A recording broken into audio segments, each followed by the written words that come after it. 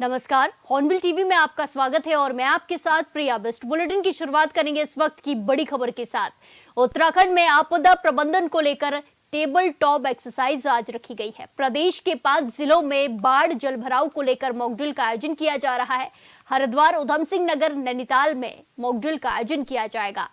प्रदेश के 5 जिलों में बाढ़ जलभराव को देखते हुए मॉकड्रिल का आयोजन किया जाएगा। इन 5 जिलों में हरिद्वार, उधम सिंह नगर, नैनीताल, देहरादून और चंपावत शामिल है, जहां मॉकड्रिल का आयोजन किया जाना है। देहरादून और चंपावत जिले में भी मॉकड्रिल का आयोजन किया जाएगा। प्रदेश में मानसून की दस्तक के बाद लगातार बारिश का दौर जारी है, जिसके चलते भूस्खलन, मलबा गिरने की घटनाएं सामने आ रही हैं। लगातार भूस्खलन, जल भराव, मलबा गिरने की घटनाएं सामने आ रही हैं, जिसको लेकर पुलिस प्रशासन, सरकार सतर्क है। अब मॉकड्रिल का आयोजन किया जाना है। 5 जिलों में मॉकड्रिल का आयोजन किया जाएगा, जिसमें नैनीताल, देहरादून, चंपावत, हरिद्वार शामिल है। उधम सिंह नगर में भी मॉकड्रिल का आयोजन किया जाएगा। उत्तराखंड में आपदा प्रबंधन को लेकर टेबल टॉप एक्सरसाइज रखी गई है, जिसमें 5 जिलों में मॉकड्रिल का आयोजन किया जाना है। इस खबर पर ज्यादा जानकारी के साथ सीधे जुड़ेंगे संवाददाता योगेश आर्य से। योगेश, जिस तरीके से मॉनसून की दस्तक के बाद लगातार बारिश का दौर जारी है और भूस्खलन और मलबा गिरने की घटनाएं सामने आने लगी हैं और अब मॉकड्रिल का आयोजन किया जा रहा है, क्या कुछ इसमें जानकारी? देखिए प्रिया, बिल्कुल जिस तरह देखा जाए कि आपदा प्रबंधन को लेकर टेबल टॉप एक्सरसाइज की जा रही है और ऐसे में प्रदेश की 5 जिलों में बाढ़ तथा जलभराव को लेकर मॉकड्रिल शुरू हो गई है। और ऐसे में देखा जाए तो जिस तरह से ये मॉकड्रिल जो है 5 जिलों में हो रही है, हरिद्वार, उधम सिंह नगर, नैनीताल, हरिद्वार और चंपावत जिले में मॉकड्रिल की जा रही है। और ऐसे मानसून की दस्तक के बाद अगर देखा जाए तो लगातार बारिश का जो सिलसिला है वो लगातार जारी है। और बारिश के चलते जो है कहीं ना कहीं प्रदेश में भूस्खलन की घटनाएं, मलबा आने की घटनाएं जो है वो लगातार देखने को मिल रही हैं। और आगे भी संभावनाएं जो है मौसम विभाग के द्वारा जताई जा रही है कि लगातार बारिश है और तो भारी बारिश के कारण जो है लैंडस्लाइड और मलबा आने की जो है संभावनाएं बढ़ी है। इसको लेकर के जिस तरह से आप आफत, जो बारिश की जो आफत है, इससे निपटने के लिए मॉकड्रिल की जा रही है। और आज जिस तरह से मॉकड्रिल की जा रही है उसमें रिस्पॉन्स टाइम देखा जाएगा कि आखिरकार किस तरीके से जो है हम कम से कम समय में, अगर ऐसी चुनौती बनती है, बाढ़ की स्थिति बनती है, जल भराव की स्थिति बनती है, तो कैसे हम इनको जो है रेस्क्यू कर सकते हैं। तो इसमें एनडीआरएफ, एसडीआरएफ, पुलिस विभाग की टीम की बात हो, दमकल विभाग हो, आपदा प्रबंधन के लोग हों, तो तमाम जो विभागीय टीम है वो एक टीम बना करके जो है लगातार इसमें जो है मॉकड्रिल में अपना रेस्क्यू टीम देखेंगे कि आखिरकार जो है हम रेस्क्यू टाइम कितना जल्दी कर सकते हैं। तो निश्चित तौर पे यही आज का उद्देश्य है कि मॉकड्रिल से करके आने वाली चुनौतियों से कैसे जल्द से जल्द निपटा जाए, इसका आज मॉकड्रिल किया जा रहा है। जी बिल्कुल योगेश, जिस तरीके से राज्य के 5 जिलों में मॉकड्रिल का आयोजन किया जाना है, तो एक जिले में कितनी मॉकड्रिल की जाएंगी और कहां पर यह आयोजन किया जाएगा? देखिए 5 जिलों में 5 ही मॉकड्रिल होंगी और एक समय पे मॉकड्रिल की जा रही है। और ऐसे में देखा जाए तो हरिद्वार में हो, चाहे उधम सिंह नगर हो, नैनीताल हो, कि ऐसे इलाके इनके चिन्हित किए गए हैं जो संवेदनशील है या अति संवेदनशील है, यानी कि नहरों के नजदीक के इलाके हैं जहां पर जो है संभावना रहती है कि नदियों का जो जल जमाव है वो जो है तेजी स्थिति से कहीं ना कहीं रिहायशी इलाकों में बढ़ता है। तो और कैसी स्थिति पर हम निपट सके, तो निश्चित तौर पर क्योंकि देखा जाता है कि नदियों में जब ज्यादा पानी आ जाता है तो उसके बाद आवासीय इलाकों की तरफ रुख होता है, तो वहाँ पर बाढ़ जैसे हालात बनते हैं। उनसे निपटने के लिए इस तरह से काम किया जा सकता है। तो वही रिस्पॉन्स टाइम आज देखा जा रहा है और उसी के तहत जो है ये मॉकड्रिल की जा रही है। जी बिल्कुल, धन्यवाद योगेश हमारे साथ जानकारी साझा करने के लिए। इसी के साथ खबरों में आगे बढ़ते हैं। लगातार हो रही बारिश से पहाड़ से लेकर मैदान तक आम जन को परेशानियों का सामना करना पड़ रहा है। वहीं डोईवाला में देर रात से हो रही मूसलाधार बारिश से कई जगह जल भराव की समस्या पैदा हो गई है। डोईवाला, भनियावाला में जहां नेशनल हाईवे पर यातायात व्यवस्था बाधित हुई है, तो वहीं जौली ग्रांट, केशवपुरी, राजीव नगर समेत कई क्षेत्रों में अलग अलग जगहों में जल भराव की समस्या देखने को मिली। धुधली के सिमलास ग्रांट क्षेत्र के सुसवा नदी में आए तेज पानी से किसानों की सिंचाई नहर क्षतिग्रस्त हो गई है। माजरी ग्रांट क्षेत्र में भी लोगों के घरों में पानी भर गया है। ऐसे में शासन प्रशासन लगातार आमजन से सुरक्षित जगहों पर जाने की अपील कर रहा है।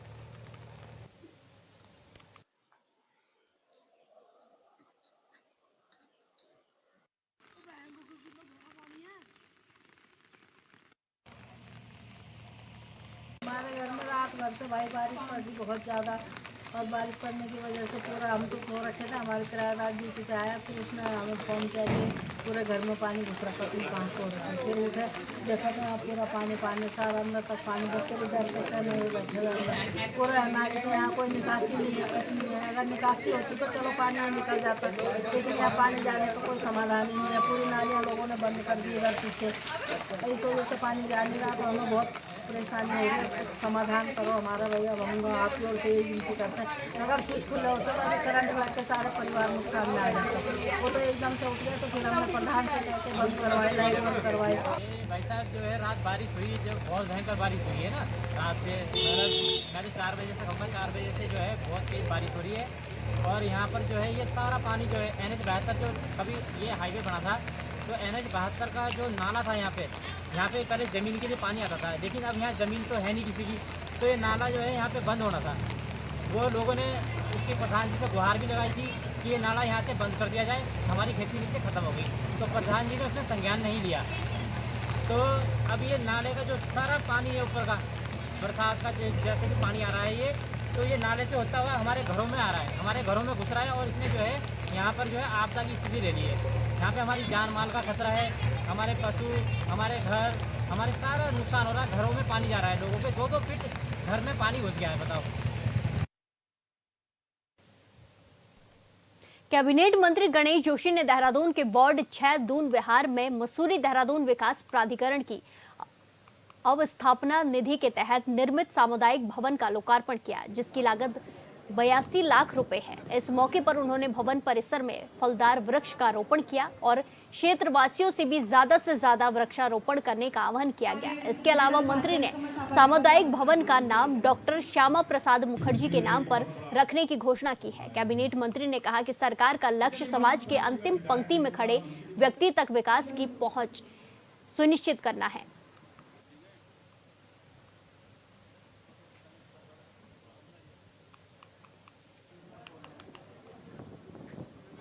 चंपावत के अधिकारी अपने कार्यों के प्रति कितने जागरूक हैं, इसका जीता जागता उदाहरण लोहाघाट ब्लॉक के सीमांत GIC रौसाल में देखा जा रहा है, जहां 1 साल पहले आई आपदा से विद्यालय भवन की सुरक्षा दीवारें और विद्यालय भवन के पीछे बनी लोक निर्माण विभाग की दीवार ढह गई थी। विद्यालय के PTA अध्यक्ष मोहन चंद्र पांडे ने विभागीय कार्य प्रणाली पर नाराजगी जताते हुए कहा कि 1 साल बीत जाने के बाद भी संबंधित विभागों के द्वारा सुरक्षा दीवार का निर्माण कार्य नहीं किया गया है। विद्यालय भवन पूरी तरह से खतरे की जद में है। मानसून काल में छात्रों के साथ कभी भी कोई बड़ा हादसा हो सकता है।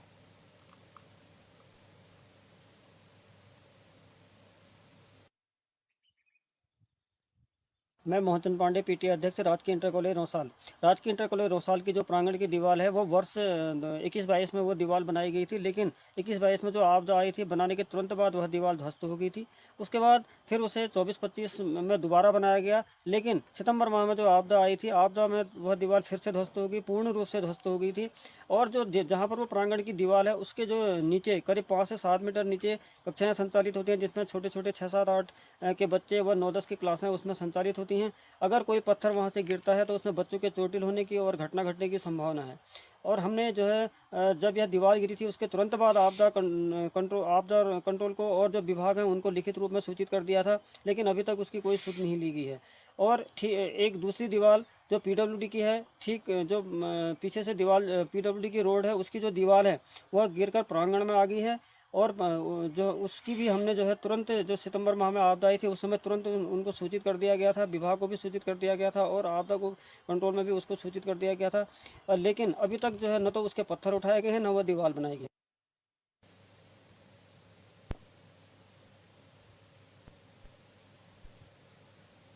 इस खबर पर ज्यादा जानकारी के साथ सीधे जोड़ेंगे हमारे संवाददाता लक्ष्मण बिष्ट से। लक्ष्मण, जिस तरीके से एक सुरक्षा दीवार को लेकर विद्यालय में माहौल गरमाया हुआ है, क्योंकि कभी भी कोई भी हादसा हो सकता है, बच्चों की जान पर आई है, ऐसे में क्या कुछ देखने को मिल रहा है? सरकार दावे करती है कि आपदा से निपटने के लिए ये किया जा रहा है, वो किया जा रहा है, और विद्यालय में सुरक्षा दीवार नहीं है, बच्चों के साथ खिलवाड़ किया जा रहा है, उनकी जान के साथ। क्या कुछ इसमें देखने को मिल रहा है?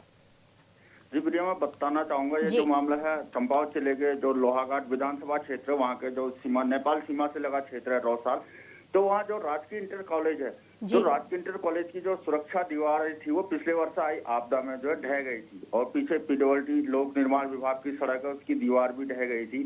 तो जिस वजह से विद्यालय भवन जो है काफी खतरे की जद में इस समय है, मानसून चल रहा, लगातार बारिश हो रही, तो जो 200 से 250 बच्चे वहाँ पढ़ते हैं उनके लिए कभी भी वहाँ को भारी खतरा हो सकता है, उनके साथ घटना हो सकती है। तो जो पीटीए अध्यक्ष है मोहन चंद पांडे व अन्य अभिभावकों ने कई बार जो है शासन प्रशासन और संबंधित विभागों से गुहार लगाई कि सुरक्षा दीवार बनाई जाए, लेकिन अभी तक नहीं बनी है। तो जिससे उन्हें काफी आक्रोश है। उनका कहना है कि इसमें जो है बच्चों की जान के साथ खिलवाड़ किया जा रहा है। तो जो चंपावत के नवागंतुक जिलाधिकारी है उनके द्वारा मामले का संज्ञान लिया गया, उनके द्वारा निर्देशित किया जा रहा है संबंधित अधिकारियों को। जी बिल्कुल लक्ष्मण, जिस तरीके से यहाँ पे सुरक्षा दीवार को लेकर लगातार ग्रामीण और ये स्कूल वाले लोग भी प्रदर्शन कर रहे हैं, अपनी मांग उठा रहे हैं, ऐसे में जो जिम्मेदार अधिकारी हैं, जो उच्च अधिकारी हैं, प्रशासन है, क्या कुछ कहता हुआ नजर आ रहा है? कब तक उन्हें ये काम के लिए आश्वासन दिया गया है कुछ, या क्या कुछ कहा गया है? जी, उनके द्वारा पिछले 1 वर्ष से कोई ठोस आश्वासन जो है नहीं दिया गया। जो पीटीए अध्यक्ष है उनका कहना है, जब हमने शिक्षा विभाग के अधिकारियों अन्य अधिकारियों से मांग की थी तो उनका कहना है कि अभी तक एस्टिमेट भी जो है नहीं बना है। तो इससे जो अधिकारी है उनकी लापरवाही जो है साफ नजर आती है। उन्हें बच्चों की जो है जान की भी कोई चिंता नहीं है, जबकि ये आपदा संभावित क्षेत्र है। लेकिन अब जो जिलाधिकारी है मनीष कुमार, उनके द्वारा मामले का संज्ञान लिया गया। जहाँ तक संभव है कि शायद इनकी इस वर्ष जो है उनकी मांग जो पूरी हो जाएगी और बच्चों को सुरक्षित शिक्षा वहाँ मिल पाएगी।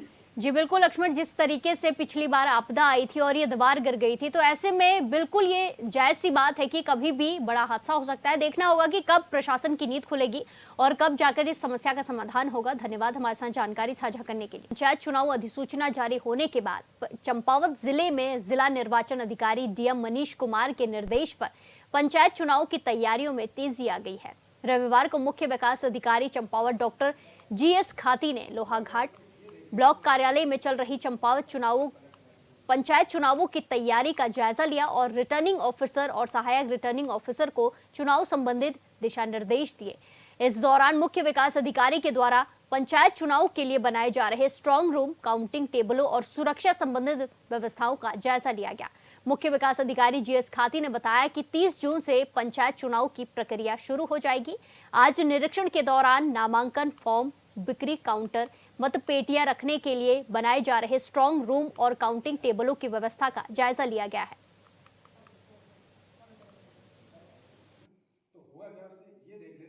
ये हमारे त्रिस्तरीय पंचायत चुनाव जो है स्टार्ट है। 30 तारीख को अधिसूचना जनपद स्टार्ट हो जाएगी और नामांकन पत्रों की बिक्री शुरू हो जाएगी।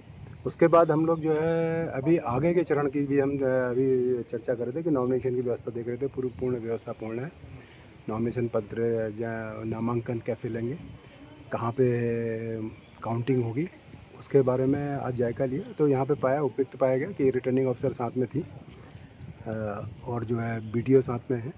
तो उन लोगों ने देखा कि जो है स्ट्रांग रूम और ये पर्याप्त व्यवस्थाएं लोहाघाट की हो गई हैं। और डीएम साहब भी अभी पार्टी का जो है निरीक्षण कर रहे हैं और भी बाराकोट और चंपावत का भी निरीक्षण किया गया है। तो जनपद चंपावत में ओवरऑल हमारी पूरी व्यवस्थाएं हैं, हम तैयार हैं। सुरक्षा व्यवस्था के लिए भी जो है हमारे जो हमने आयोग को भेज दिया है कि पूरा हमारे यहाँ कितने संवेदनशील हैं, कितने अति संवेदनशील बूथ हैं, उनकी सूची भेज दी गई है। और सैद्धांतिक रूप से पूर्व में जो है आयोग द्वारा कह दिया गया था कि हम उपलब्ध करा देंगे। उसी आधार पर हमने सूची भेजी है। जैसे ही वहाँ से आयोग से संस्तुति आ जाएगी तो हम फिर उसको सार्वजनिक करेंगे। सरोवर नगरी नैनीताल जिलाधिकारी वंदना सिंह ने बताया कि 30 जून 2025 को भारी बारिश को देखते हुए नैनीताल जिले के सभी सरकारी तथा गैर सरकारी स्कूल पूर्ण रूप से बंद रहेंगे। उन्होंने बारिश के दौरान सभी से सावधानी बरतने की अपील की है। उन्होंने बताया कि सोमवार यानी कि आज मौसम विभाग ने जिले में भारी बारिश की चेतावनी दी है, जिसके चलते जिले के सभी स्कूल पूर्ण रूप से बंद रहेंगे।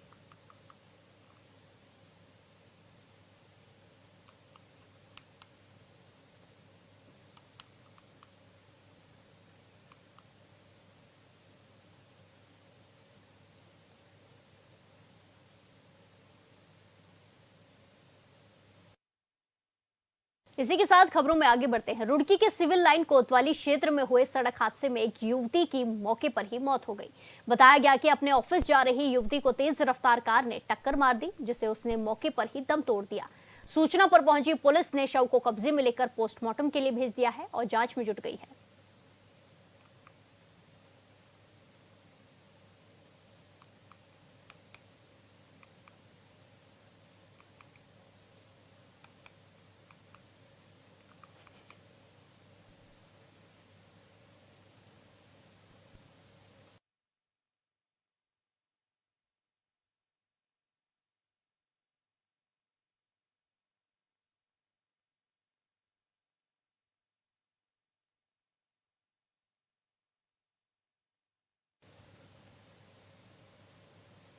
पुलिस कप्तान पौड़ी लोकेश्वर सिंह ने जिले के सभी थाना प्रभारियों को अपने अपने थाने क्षेत्र में अंतर्राष्ट्रीय ड्रग पखवाड़ा मनाए जाने के निर्देश दिए हैं, जिसके तहत थाना अध्यक्ष लक्ष्मण झूला संतोष पैदपाल ने चौकी राम झूला पर स्थानीय व्यापारियों और व्यक्तियों के साथ गोष्ठी का आयोजन किया, जिस दौरान लोगों को नशा मुक्ति के संबंध में जागरूक किया गया। इस मौके पर उन्होंने बताया कि ऐसे कार्यक्रमों के जरिए नशा मुक्ति को लेकर समाज को जागरूक करना चाहिए। गोष्ठी के बाद पुलिस ने चौकी रामझूला पर नशा मुक्ति हस्ताक्षर अभियान भी चलाया, जिसमें स्थानीय लोगों के साथ साथ यात्रियों और पर्यटकों ने भी बढ़ चढ़कर हिस्सा लिया। हस्ताक्षर अभियान की शुरुआत उप जिलाधिकारी यमकेश्वर अनिल चनियाल ने की।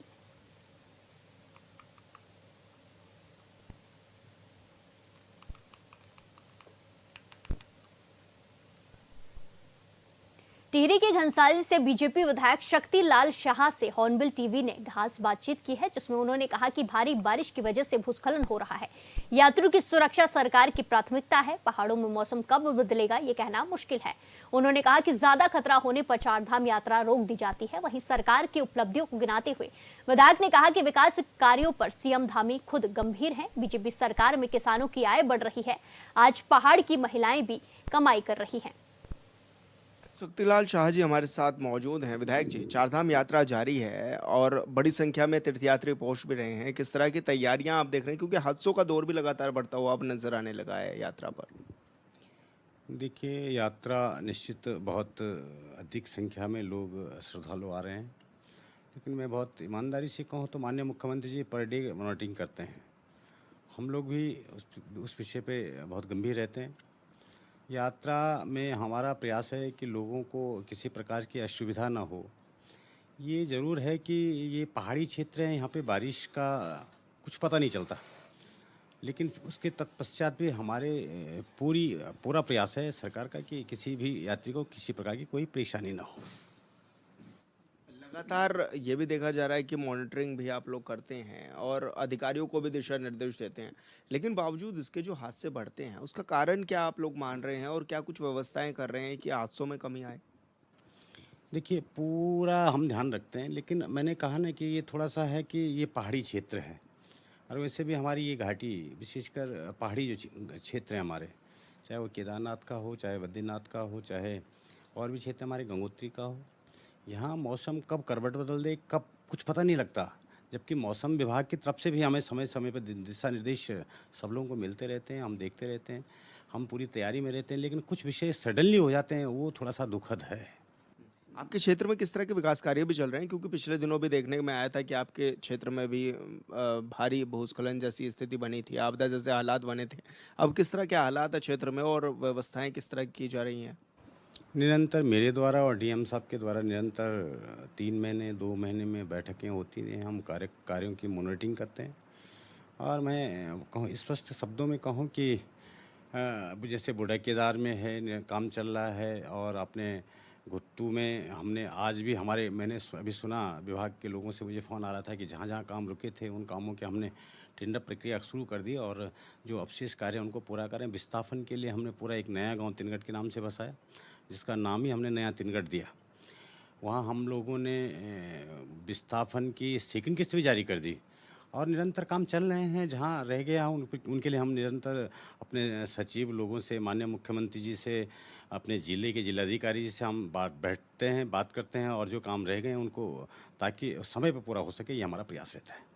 किसानों की आय दोगुना करने की बात कही थी आपने, कितने किसानों की आय दोगुना हो गई? देखिए, आप ये तो आप किसान से पूछना चाहिए था। अभी मैं आपको बताऊं, हमारी घनसाली के अंदर मैंने अभी चमियाला में एक क्रय विक्रय केंद्र खोला। वो अपने नगर पंचायत अध्यक्ष श्री गोविंद सिंह राणा जी ने उनको वहाँ पे दुकान की व्यवस्थाएं की, सारा उनको सारी व्यवस्थाएं उनके लिए की। मैं और सी साहब गए थे वहाँ पे। तो ऐसा नहीं है कि हम काम नहीं कर रहे हैं उस क्षेत्र में, हम लगातार काम कर रहे हैं और उसके परिणाम भी आ रहे हैं। वहाँ पे जब बहनों को मैंने देखा अपनी, तो बड़ी संख्या में लोग आए थे और सबसे बड़ी बात है कि सारा हमने जो देखा वो सारा गांव का, देहात का क्या होता है, जो मोटा अनाज है हमारा, चाहे वो झंगोरा हो, चाहे वो कोदा हो, चाहे वो मंडुआ हो आपका, चाहे वो धान हो, चाहे ये तिल हो, कई चीज़ें हैं ऐसी। मैंने देखा, मैं खुद लाया हूँ, मैंने वहाँ पे खुद परचेज किया उस चीज़ को। झंगोरा तो इतने अच्छा साफ एकदम, तो ये कहाँ से, ये पहाड़ पे तो लोग काम कर रहे हैं। कृषक तो काम कर रहा है, कृषक ऐसा नहीं है, कृषक नीति और नियत के साथ काम कर रहा है। अच्छा, जैसे महिलाओं को आप लोग कह रहे हैं कि महिलाओं को लखपति दीदी बना देंगे, आपके खुद के क्षेत्र से कितनी महिलाएं ऐसी होंगी जो लखपति बनी? मेरे यहाँ बहुत सेल्फ हेल्प ग्रुप के माध्यम से हमने कई दीदियों को जीरो बैलेंस के रूप में उनको हमने बैंक से पैसा उपलब्ध करवाया और वो बहुत अच्छा काम कर रहे हैं, उसके परिणाम भी अच्छे आ रहे हैं। अच्छा, मेरा अंतिम सवाल बस यही है कि जिस तरह से पलायन एक बड़ी चोट है, आखिर क्या आप रीज़न मान रहे हैं पलायन को, कि क्यों पलायन हो रहा है? क्योंकि इसका स्वास्थ्य, शिक्षा या फिर रोजगार के साधन नहीं मिल पा रहे हैं? ये विषय शायद आपने मेरे से पहले भी किया था और मैं फिर आज का जवाब देना चाहता हूँ। पलायन पलायन कहते हैं लोग, ऐसा भी नहीं है। पलायन तो अब मैं बहुत स्पष्ट कहूँ तो लोग उस पर मुझे घेरने का भी काम करते हैं, लेकिन ऐसा नहीं है। लोगों का मन है। मेरी एक ग्राम पंचायत हरियाणा तल्ला पड़ोस में है, पूरा गांव ही वहाँ पे, वो ब्रह्मपुरी गांव हम कहते हैं, पंडितों का गांव है। आज वहाँ पे मैंने देखा बहुत लोग जा रहे हैं गांव में और काम कर रहे हैं। अब काम करने का मुख्य कारण क्या है? एक तो उनके गांव में रोड उपलब्ध हो गई, लाइट उपलब्ध हो गई, जो आवश्यक चीज़ें थी वो सरकार ने उनको दे दी हैं। तो निश्चित उनका मन बन रहा है कि हम अब गांव में रह के भी कुछ काम करें। तो ऐसा नहीं है, काम कर रहे हैं, चिंता है। हमने तो बहुत मैं तो खुद, मैं अभी आपको बहुत ईमानदारी से कहूँ, मैंने तो अपने बेटे की गाँव में शादी की है। अभी पिछले महीने 27-28 की मेरे बेटे की शादी थी। तो मैं माननीय मुख्यमंत्री का भी धन्यवाद करना चाहूँगा कि बेटे की शादी में आए हैं पूरी सरकार। प्रधानमंत्री जी ने जिस तरह से कहा था कि शादी उत्तराखंड में करे, उसी के थीम पर आप लोगों ने शादी? मैंने इस थीम पे शादी की है कि क्योंकि 2008 में मेरी पत्नी प्रधान रही थी, मेरी बड़ी भाभी जिला पंचायत सदस्य रही थी वहाँ पे। तो जब मैंने 2017 का चुनाव लड़ा था तो लोगों ने मुझे कहा कि शायद अब आप तो नहीं दिखेंगे। तो ये न दिखना मेरा अपने पे, मैंने कहा ना कि पहले गुड़ खाना खुद बंद करना पड़ेगा। मैंने बेटे की शादी की, मुझे बहुत लोगों को बड़ा, मेरे जितने मेहमान आए बड़ा कष्ट हुआ है लोगों को, उसके लिए मैं आपके माध्यम से भी क्षमा याचना चाहूँगा। लेकिन बड़े उत्साह के साथ लोग आए। मुझे लगता है कि मेरी उस बेटे की शादी में 10,000 से ऊपर लोगों ने शारीक होने का काम किया और बड़े बड़े चाव से आए, बड़ी उसके साथ आए, उत्साह के साथ आए। और उन्होंने वर वधू को भी धन्यवाद, आशीर्वाद दिया और मेरे परिवार को भी आशीर्वाद दिया और मुझे भी आशीर्वाद दिया। तो ये तो करना पड़ेगा ना। मैं अपने बेटे की शादी देहरादून में कर सकता था, लेकिन मैंने नहीं किया। मैं मन बनाया है। आप चलिएगा, आजकल मेरे घर पे इतने अच्छे आलू हैं कि एक कमरा आलू से भरा हुआ है। मेरी पत्नी आज भी काम करती है, सहायिका आंगनबाड़ी में काम करती है। ऐसा नहीं है, इच्छा शक्ति होनी चाहिए। पहाड़ पे पलायन रुक सकता है, लेकिन जब तक इंसान, प्रत्येक व्यक्ति इच्छा शक्ति से काम नहीं करेगा तो हम बोलते जाएंगे। इच्छा शक्ति तो लेनी पड़ेगी, बनानी पड़ेगी। ये तो हमें करना पड़ेगा कि हमारे माता पिता लोगों ने वहाँ पर बड़ी मेहनत की है। हम 6 भाई बहन थे, हम खेती पर तो निर्भर थे। तब तो कोई आय के साधन नहीं थे। तब तो मोदी जी भी तो नहीं थे देश के अंदर। तब तो वो लोग थे जो हमको सिर्फ जीवित रहने के लिए देते थे, पेट भर के नहीं देते थे। उन लोगों ने इस देश पे राज किया है। आज मैं बहुत ईमानदारी से कहूँ तो मोदी जी क्या नहीं दे रहे हैं? मोदी जी सब कुछ दे रहे हैं। सिर्फ हमारी इच्छा शक्ति होनी चाहिए। हमारी इच्छा शक्ति होगी तो निश्चित प्लान रुकेगा। बाकी वो लोगों से भी अपील करेंगे कि गाँव में शादी करें? मैं विनम्र आग्रह करूँगा, अपील नहीं करूँगा, विनम्र आग्रह करूँगा कि जितने भी सरकार में हमारे हिस्से हैं, पहले मैंने कहा ना, पहले गुड़ खाना स्वयं को बंद करना पड़ेगा भाई, तब हम दूसरे को कहेंगे भैया कम करो। नहीं तो हम गुड़ खाना खुद खाएंगे तो दूसरा तो नहीं करने वाला ना। इम्प्लीमेंट पहले अपने ऊपर करना पड़ेगा। मैंने बेटे की शादी की, घर पे की, सिलवट्टे में दाल पिसी, अरसे बनवाए, टोकनी में दाल बनाई, चाशनी में भात पकवाया, लंगर लगवाई, माँ बहनें आई, उनको कहा कि हमारा पूरा जो सिस्टम है गढ़वाल का वो विलुप्त हो रहा है, उसको जीवित रखने के लिए हमको काम करने पड़ेंगे। तो मैं भी तो आपके आशीर्वाद की सरकार का हिस्सा था, मैंने इस चीज़ को किया है। तो मैंने कहा ना, मेरे पे कहाँ तुम प्लान की बात करते हो? मैं तो खुद प्लान हूँ ही नहीं। मैं तो मुश्किल करके देहरादून 15 दिन बैठता हूँ, 15 दिन भी नहीं बैठता हूँ। आपने तो देखा है, आप बाइट लेने जब भी आते हैं आप कहते हैं विधायक जी आप हर बार जल्दी में रहते हैं, क्योंकि मेरा शेड्यूल ही फिट होता है कि मुझे कितने दिन देहरादून में काम करने, शासन में जाना है या माननीय मंत्री लोगों से किसी काम के लिए आग्रह करना है, मुझे सिर्फ इस काम के लिए आना पड़ता है। बाकी मैं तो सारा रहता हूँ, क्षेत्र में रहता हूँ। मैं आज भी मेरे घर पर रोपाई होती है, आज भी मेरी पत्नी रोपाई करती है। आज भी हम सुबह 4 बजे उठते हैं, बिल्कुल जिस तरह से पहले पुराने रीति रिवाज होते थे उस तरह से हम काम करते हैं। तो ये प्रत्येक व्यक्ति अगर इस भाव को सोचे तो पलायन बहुत बड़ी समस्या नहीं है। पलायन रुक सकता है, बशर्ते इच्छा शक्ति होनी चाहिए। ये मैं भी तो गढ़वाल का पढ़ा हुआ हूँ भाई। मेरे बगल में आज भी प्राथमिक विद्यालय हरियाणा तल्ला, मैंने कक्षा 5 की शिक्षा वहाँ से ग्रहण की है, तो मैं तो आज विधायक बन गया ना। तो ऐसा नहीं है। और जिस बच्चे के अंदर ईश्वर ने कुछ दिया होगा तो वो चाहे गांव में रहे, देहात में रहे, चाहे वो उसको तुम लंदन में भेज दो, कहीं भेज दो, अलग विषय है। तो ऐसा धन्यवाद सर, हॉर्नबिल टीवी से बातचीत करने के लिए। शक्तिलाल शाह जी हमारे साथ है, जो राज्य के तमाम विषयों पर हमारे साथ बातचीत कर रहे थे। हॉर्नबिल टीवी के लिए देहरादून से विशाल कर। इस बुलेटिन में फिलहाल के लिए इतना ही। बाकी तमाम खबरों के लिए देखते रहिए हॉर्नबिल टीवी।